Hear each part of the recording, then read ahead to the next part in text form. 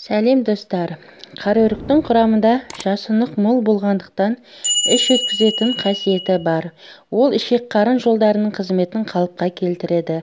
Іш қатып қалса, кешке қара өрікке қайнаған су құйып, таңертең тұнбаны ішу керек. Қараөрік арықтауға көмектеседі. Арықтау үшін күніне оның 5-ін құрғақ күйінде жеу керек.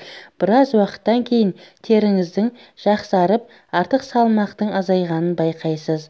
Қараөріктің құрамында А дәрумені көп болғандықтан көзді емдеуде қолданылады.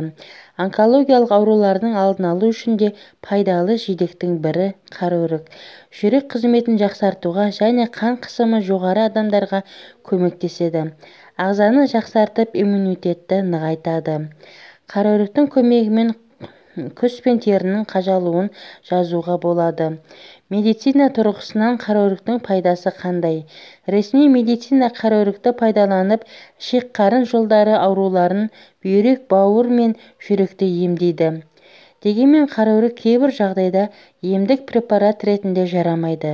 Мысалы, семіздік пен диабетпен ауыратын адамдарға қараөрікті жеуге болмайды.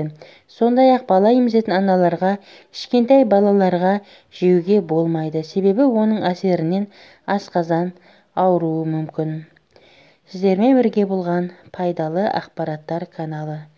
Келесі видеода кездескенше сау, саламат болыңыздар.